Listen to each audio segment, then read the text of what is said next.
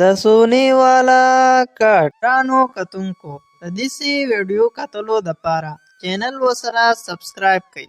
د یو وخت خبره ده چې په غریب پور نامې کلي کې ټول غریبانان خلک اوسېدل. د ټیم روټۍ دپاره به د دغه کلي څه خلکو زمینداره کوله او چا به مزدوري کوله. هم په دغه کلي کې لښکر د خپلې ښځې سره اوسېدو. د دوی هم دغه حال و. د غریبۍ وخت به یې تېرولو. افسانې: نن مې طبیعت ډېر زیات خراب دی. ویم چې د کار نه مې چوټي وکړی او کور مې لږ آرام وکړی. او کنه ستاسو طبیعت ډېر زیات خراب دی، خو که تاسو چوټي وکړه نو ثابته ورځ به بیا په نهره تېروو او په دې ناجوړه حالت کې تاسو لا په نهره ورځ تېرول ډېر زیات ګران دي. او کنه چې زه وکم نو څه به وکم؟ زما بدن زما ملګرتیا نه کوي. که په دې حال کې زه کار له لاړ شم نو ټیکهدار به ما په خپله واپس راولېږي، او که لږ کار چېرته وکم نو روپۍ مې هم یقین نه راځي چې راکړي راله. څه وکم؟ زه کار له لاړه شم کو، خو د ماښامه پورې به تاسو زه په کور کې داسې ایک یوازې پرېږدم نه. او کنه د دې بل هېڅ څه حل هم نشته، خو ته لاړه شه چېرته د ورځې روټۍ خو به وخورې او ماښام به کور ته د رزق څه راوړې. ټیک ده، ته د ځان خیال ساته او زه به کوشش کوم چې ماښام د کار نه د وخته راشمه. د دې خبرې سره افسانه کار له روانه شي او لښکر په خپل کټ کې آرام سره څملي. په دې کې کلي ته یو فقیر بابا راشي چې هغه کور په کور ور ډبوي او خیر راټولوي. خدای وبخه، زه یو فقیر یمه، ما له خیراتي څه راکئ. د بابا د اواز سره د کور نه یوه بوډۍ ښځه راوځي. فقیر ماما، زه په کور کې یوازې یمه. زما زوی او انګور چېرته تللی دی؟ د کور واک اختیار د هغو سره دی. هر څه د حساب دی، که زه تاله څه درکم نو هغو به بیا ما ایساروي.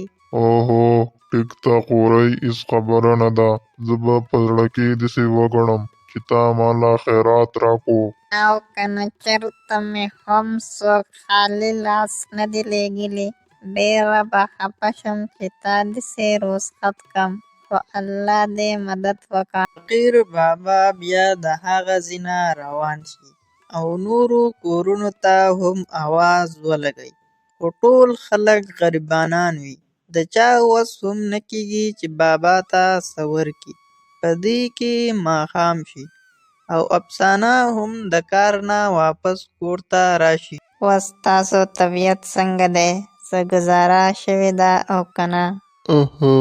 تپوس مه کوه، ګزاره مې شوې ده، خو د لوږې نه مې بد حال دی. ډېر زیات کمزوری کړی یمه. بس هېڅ فکر مه کوئ، زه ځم او لږ ساعت کې تاسو ته د خوراک څه تیاروم. افسانه کچن ته لاړه شي او لږ ساعت بعد خوراک تیار شي او لښکر له یې راوړي. پاڅئ جي، لاس خوله وینځئ او غلا تیاره ده.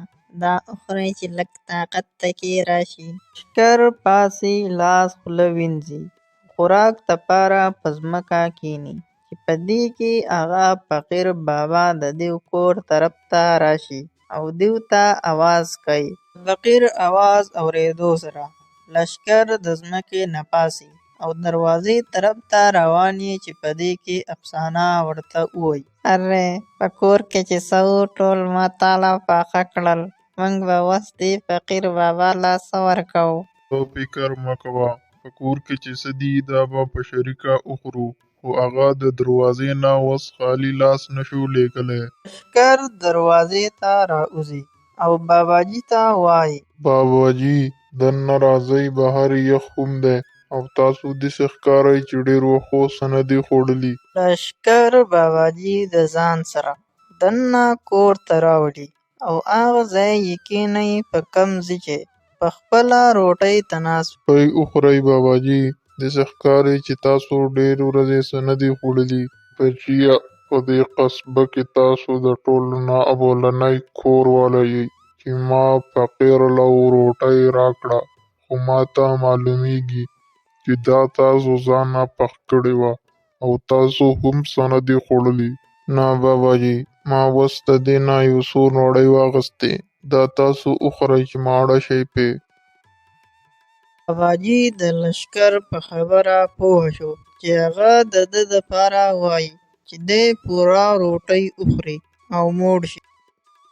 ټیک ده بیټا، زه به دا وخورمه، خو د دې به تاسو له الله پاک خامخا څه قیمتي میوه درکوي. روټۍ خوړلو نه بعد لښکر باباجي فقیر له د آرام کولو دپاره خپل کټ ورکړي او پخپله په ځمکه ویده شي. چې کله سحر شي باباجي غلی شان د هغه ځای نه روان شي، په زړه کې لښکر ډلې ته دعا وکړي او پټ لاړ شي. چې کله د لښکر ډلې سترګې کولاو شي او پاسي نو ګوري چې د هغه کټ نه د سرو زرو کټ جوړ شوی وي. حاجي تاسو وګورئ، دا کټ خو داسې پړقېږي لکه د دې نه چې د سرو زرو کټ جوړ شوی وي. او کنه ښځې، دا به موږ له باباجي دعا کړي او موږ ته به الله پاک د هغه خدمت په بدل کې دا کټ راکړی.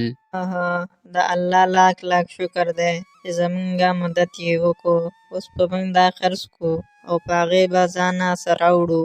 موږ ته به اوس در په در د کار کولو ضرورت نه وي. لښکر او افسانې د خوشحالۍ نه دا قصې په ډېر زوره زوره سره کولې چې په دې کې د هغو ګاونډي ببرک ورته پټ شوی و او دا ټولې خبرې یې واورېدې. دا خو دوی ته د سرو زرو کټ ډېر په اسانه میلاو شو. که دا زما سره وی نو ما به د خپل لور علاج ډېر په اسانه باندې کړی وی. زه داسې چل کوم چې د هغې د علاج دپاره دا کټ د دوی نه پټوم. په بله ورځ چې کله سحر شي نو لښکر کار طرف ته روان شي او افسانه د ګاونډیانو کره لاړه شي چې د بوډۍ حال احوال معلوم کړي. په دې کې ببرک هغو څارلی وي او د هغو کور ته راشي، همدغه د سرو زرو کټ د لښکر ډلې نه پټ کړي او ویسي. چې لږ ساعت بعد افسانه خپل کور ته راشي نو ګوري چې د سرو زرو کټ په خپل ځای نه دی پروت، چا پټ کړی دی. هغه ډېره زیاته پریشانه شي. دا کټ خو زموږ نه چا پټ کړی دی، زه به اوس لښکر ته څه ویمه، څه جواب به وله ورکومه. افسانه په دې سوچ کې پریشانه وي چې کله مازدیګر شي او لښکر د کار نه راشي ګوري چې کټ په خپل ځای نه دی پروت. افسانې خیر خو دی که نه؟ د دې ځای نه هغه کټ څه شو او ته ولې داسې پریشانه ښکارې؟ حاجي زموږ نه چا غلا کړې ده. زه سحر د ګاونډۍ ترور تپوس له لاړم، خو چې رالم نو زموږ کټ چا پټ کړی دی. دا خو ډېر غلط کار شوی دی، خو خیر ته غم مه کوه، زه بهر ته ځم د خلکو نه تپوس کوم، کیدای شي غل چا لیدلی وي. بیا لښکر د غل په تلاش کې ګرځي بل طرف ته. چې ببرک لږ لرې لاړ شي نو ګوري چې کټ یې د لاسو نه ارتاو شي او لاس یې په ځای ودرېږي، کار پرېږدي. الله دا څه وشو؟ زما لاسو خو بیخي کار پرېښودو چې دا ولې؟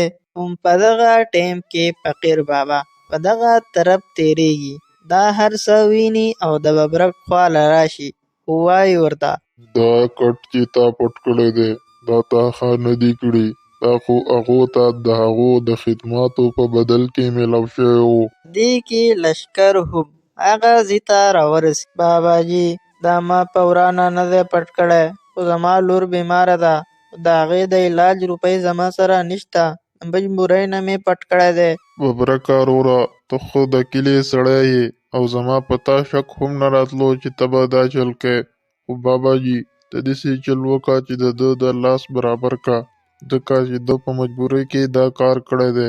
ای به زه اوس پرې معاف کړو چې کوم انسان غلط کار وکړي نو د هغه سره بیا داسې پکار وي که انسان هر څومره مجبور شي غلط کار کول نه پکار.